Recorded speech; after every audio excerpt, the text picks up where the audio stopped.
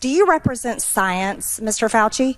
I am a scientist who uses the scientific method to gain information. Yes, you said you represent science. Do you represent science, Mr. Fauci? Yes or no? Yes or no?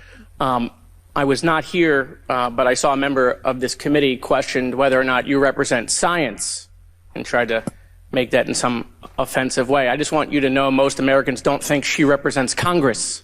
So one of the things I've learned. So I hear now you double Fauci.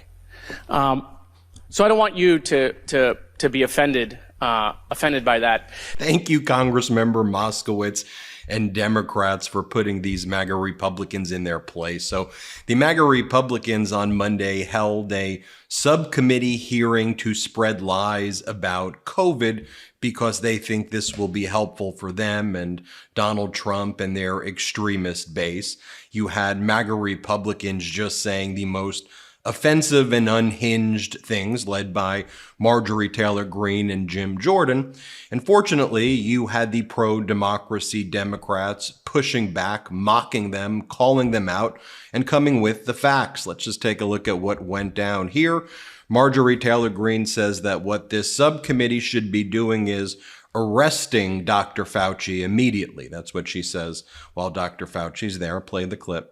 You know that what this committee should be doing? We should be recommending you to be prosecuted. We should be writing a criminal referral because you should be prosecuted for crimes against humanity. You belong in prison, Dr. Fauci. Mr. Chairman, She then says to Dr. Fauci, "You're not a doctor. You're no doctor." He's one of the most well-respected doctors on a bipartisan basis for nearly 4 decades. Before Donald Trump and the MAGA says everything's rigged and everything's fake. Here's what Marjorie Taylor Greene said. Play this clip. You think that's appropriate? Do the American people deserve to be abused like that, Mr. Fauci? Because you're not doctor. You're Mr. Fauci in my few minutes. No, I don't need your answer. I want to talk about this right here. Mr. Chairman, Fauci, objection. I reclaim Mr. my Chairman, time. objection. I reclaim my time. I reclaim my time, Mr. Raskin. Gentlelady will suspend. Mr. Chairman, Point of order. Just in terms of the rules of decorum, are we allowed to deny that a doctor is a doctor just because we don't want him to be a doctor? Yes, because in my time, that man does not deserve to have a license. As a matter of fact, it should be revoked, and he belongs in Gentlelady will prison. suspend. The gentlelady should recognize the doctor as a doctor. Thank you. Mr. Chairman, is this what we have become? Is this what we have devolved into? Here's an exchange between Democratic Congressmember Robert Garcia and Marjorie Taylor Greene, where she interjects and says, he's not respected. We're not calling him doctors. That's what she kept on doing throughout this hearing. Play this clip. I was going to say what Representative Raskin said. That's completely unacceptable to be able to deny Dr. Fauci, who's here, a respected member of the medical community, his title. And that's actually a personal attack on his character. And I have instructed her. He's not respected. And I've instructed her to address him as a doctor. I'm not addressing him as doctor. Let's talk about this. I'm reclaiming my time. I'm reclaiming my time. Words get taken down. I'm reclaiming my time. second that. Point of order. Suspend. All right. Then Marjorie Taylor Greene randomly talks about how she doesn't worship Trump, despite the fact that people say that the MAGA Republicans worship Trump. Play this clip. Her words be taken down, Mr. Chair. Point of order, Mr. Chairman. Mr. Chairman, I'd like to make a point of order. Mr. Griffin they is accused us Mr. of Griffin is worshiping President Trump. We don't worship President Trump. Gentlelady will suspend. Mr. Griffin, you have a point of order. I don't know, Marjorie Taylor Greene. I don't know. Maybe showing up to his criminal trial, a now convicted felon, then someone on trial for falsifying business records in connection with hush money payments, and the fact that he dressed all of the MAGA Republicans up in the same long red ties to look like him, where he all went and attacked the judge's daughter. I don't know. Seems a little culty to me. Here's another MAGA Republican, Maliotakis, and here she just doesn't have the facts. If you elect clowns like this, this is what's going to happen. And she goes, so how much royalties were you making off of COVID? And Dr. Fauci's like, zero? I'm not making money off of this. What are you talking about? Here, play this clip. The conspiracy. Appreciate that. Dr. Fauci, how much have you earned from royalties from pharmaceutical companies since the pandemic began in 2021? Zero. It says NIH scientists made $710 million in royalties from drug makers. You're saying that you did not receive any of the $710 million. On COVID, I received, I think, $122 for a monoclonal antibody that I made 27 years ago. Okay, so just in general, though, how much have you received, not related to COVID, just in general, how much have you received in royalties between 2021 and 2023? I think none. Okay, so somebody received the $710 million. Somebody did, but not me. You didn't receive any royalties. Okay. I see no royalties associated with COVID. I mentioned. I said. No, I want to. No, I just said. I'm on the record, and I want to make sure that this is clear. That I've developed a monoclonal antibody about 25 years ago that's used as a diagnostic that has nothing to do with COVID, and I receive an average of about $120 a year from that patent. Okay, but the bottom line. By the way, that's why I think it's important that we all watch these hearings. And yes, they're on C-SPAN, but it's important that you share these videos and just let people know what's up, because, in these hearings, the MAGA Republicans, when you have the truth and the facts on the side of the Democrats, they just get exposed so easily when the MAGA Republicans don't have their right-wing propaganda networks to amplify it, and when these pro-democracy Democrats go on the offense. Here is Democratic Congress member Jamie Raskin saying, look, they're treating you like a convicted felon, but actually, if you were a convicted felon, maybe they treat you with respect, because apparently all the Republicans care about now are convicted felons. Play the clip. I want to join my colleague from Florida in apologizing to you that some of our colleagues in the United States House of Representatives seem to want to drag your name through the mud. They're treating you, Dr. Fauci, like a convicted felon. Actually, you probably wish they were treating you like a convicted felon. They treat convicted felons with love and admiration. Some of them blindly worship convicted felons. This was an important moment of the hearing, though, where Congress member Jamie Raskin says, in your entire career, nearly 40 years, have you ever been accused until Trump was in office? Had you ever been accused of starting diseases? Here, play this clip. You've been a scientist and a scientific administrator for 54 years. Is that right? More than a half century? And correct. You were director of the National Institute of Allergies and Infectious Diseases for more than 3 decades. Is that right? 38 plus years. 38 years. Okay. And I assume that you've never been accused of trying to start a disease before. Is that right? That is correct. You have devoted your life to fighting infectious diseases for the American people. Is that right? That is correct. And in fact, Dr. Fauci is someone who had been well respected on a bipartisan basis. Democrats, Republicans, because science never used to be politicized and weaponized by right-wing extremists in the MAGA Republican base to further the cult of Donald Trump. So here at a 1998 debate, this is George H.W. Bush talking about how when it comes to heroes in the United States of America, and who are the true heroes here, Dr. Fauci would be the top on his list. This is what the Republican Party used to be like. Here, play this clip. People that are clean and honorable and out there setting the pace. I think of Dr. Fauci. Probably never heard of him.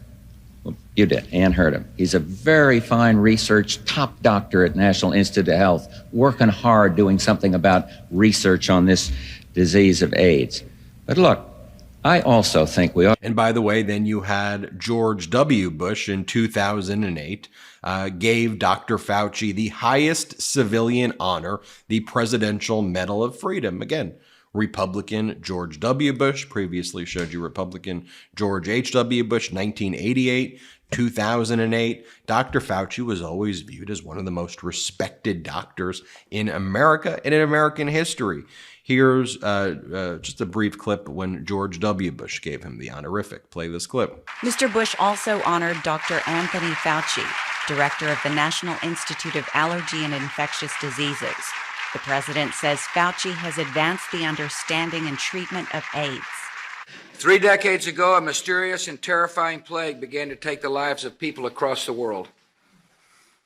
Before this malady even had a name, it had a fierce opponent in Dr. Anthony Fauci. And by the way, just so you can see, as I'm showing you these clips, these unhinged clips of these Republicans, or these clips of unhinged Republicans and their behavior, look, when there are pandemics, when there are diseases, when there are serious catastrophic events and unpredictable events, that's why you need leadership to step in. I understand why people fear. I understand why people don't always have all of the information, but that's where leadership matters. And I'll take a look. Like George H.W. Bush, disagree with a lot of what his policies are, but listen to what he said when the AIDS pandemic was spreading, and when AIDS was spreading, and people had all of this false information that they were putting out there, and they were saying all of these lies.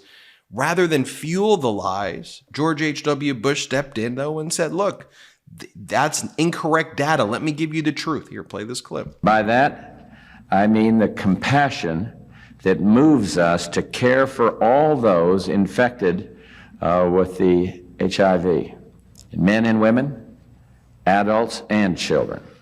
And we must help them. And you above all are doing just exactly that. And I want you to know I'm with you and extraordinarily grateful for what you're doing. By understanding, I mean educating. Educating Americans who don't want to help, don't want to become involved because of a misplaced fear. They're afraid of holding an AIDS patient because they're frightened of getting AIDS. Barbara, I want to say, and we hope we can continue to demonstrate this, they are wrong. They're simply uninformed. They are wrong about that. A few minutes ago, we were in a room full of kids with AIDS, and you could just feel the courage and the character of the doctors and the nurses and the parents and the counselors. And being with them, I thought of how there is no reason to fear for your health, just their health. Right, that's leadership, though. That's leadership, and then you have to correct people and let people know what's up. On the other hand, now you've got MAGA Republicans being led by people like Jim Jordan. Play this clip. Do you agree that there was a push to downplay the lab leak theory? Not on my part. Really? Really? Wow. Wow. I think most of the country would find that amazing. I still got 11 seconds. But look at the facts. I've kept an open mind throughout the entire process. All right, I yield back. Here's another clip of Democratic Congress member Jared Moskowitz. Play this clip. You talked about how, we live in partisan times, a lot of misinformation, and, colleagues on this body said, you should be, charged and found guilty. Of course, the only one that's happened to is your former boss. And take a look at this exchange here between Dr. Fauci and MAGA Republican Debbie Lesko, where she just lies and says, we've got these emails, we've got all of these things that show that you did this. And he's like, no, you don't. You're just quite literally making this stuff up. Here, play this clip. 3 days later, on February 4th, 2020, 4 participants on the conference call authored a paper, Proximal Origin, which was sent to you for editing. Proximal Origin pushed the natural origin theory. On April 16, 2020, the NIH director, Dr. Collins, emailed you expressing dismay that the Nature Medicine article, which was based on proximal origin, didn't suppress the lab leak theory, and asked you for more public pressure to suppress the lab leak theory. The very next day, in response to Dr. Collins' request to suppress the lab leak theory, you cited the Nature Medicine article, which discounted the lab leak theory from the White House podium. My question to you, sir, did you cite this article at the White House because the NIH director asked you to suppress the lab leak theory? I did not do that in response to anybody's suggestion to suppress anything. It was in response to a question that someone asked at the podium. And I did not edit any paper as shown in my official testimony. So you said about 4 or 5 things, Congressman, that were just not true. Well, we have emails to prove it. Well, you don't. Thank you, and I yield back. I now recognize Mr. Mfume from Maryland for 5 minutes of questions. Thank you very much, Mr. Chairman. And by the way, no, we don't have it. So I get tired of hearing we've got it, and then when we ask for it, it's not there. We do not have it, Dr. Fauci, and for everyone watching this. That's just incorrect. Here, Democratic Congressmember Jared Moskowitz talks about what it was like when all these people were spreading these lies. And watch Dr. Fauci's response. Play it. But, you know, the question I have is, when you saw a lot of that disinformation, whether it was, you know, we can use a disinfectant to do like a cleaning or do light in the body, or that, you know, China's working super hard, President Xi's got it contained, all of the stuff that was being put out, were you concerned? You know, what was your feeling at that time working in the administration, seeing that come from the podium? Well, I was very frustrated by that. It was very clear. I was put in a very difficult position that I didn't like, of having to contradict publicly the President of the United States. I took no great pleasure in that, but I felt it was my responsibility to preserve. He must have thought you did a great job. He gave you a commendation right before he left. Well, I felt it was my responsibility, you know, as to preserve my own personal integrity and my major responsibility to the American public to tell them the truth. And if I could just take this opportunity, when I was saying that if you attack me, you attack science, I didn't mean that I am science. What I meant was that when the data showed that hydroxychloroquine does not work, and there are people saying, oh, it does, I'll give it to people, and we know it can be hurtful to them, then when you're attacking what I'm saying, that the science shows it doesn't work, and the science shows that bleach doesn't work, that when you attack that, you really are attacking science, because science has shown that it doesn't work. That's what I meant. When you're attacking me, you're attacking science. Thank you, Doctor. And finally, you have Democratic Congresswoman Debbie Dingell ask Congressmember Moskowitz about the threats that he gets on a daily basis and what that's like. Here, play this clip. But I want to be perfectly clear, though, that the Select Subcommittee has seen no evidence of this. However, allegations by my Republican colleagues amplified in the media have led to real, tangible consequences for Dr. Fauci in his personal life in a way that should be unacceptable to all Americans. Dr. Fauci, you and I have known each other for a long time, and I'm not even going to admit how long. But during that time, I've seen your commitment not just to science, but to advancing the greater good. And I know that this isn't a topic you enjoy discussing, and I'm sorry I'm going to have to ask you about it. But I think the American people need to know what we are doing to those who are serving the common good and public health.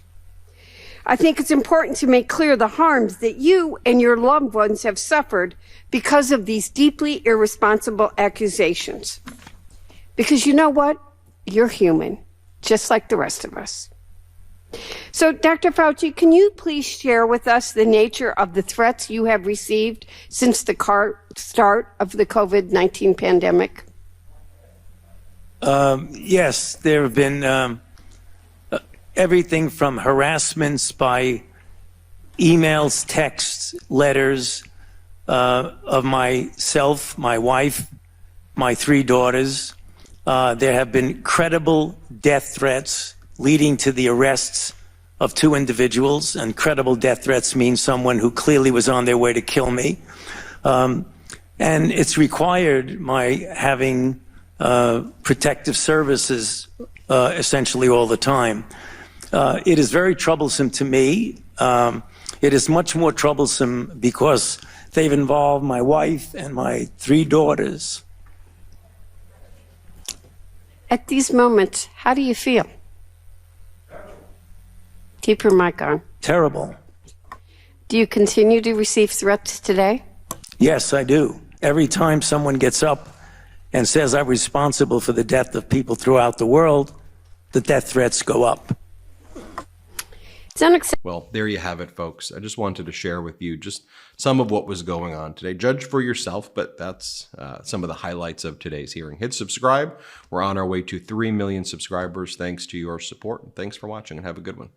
Love this video? Make sure you stay up to date on the latest breaking news and all things Midas by signing up to the Midas Touch newsletter at MidasTouch.com/newsletter.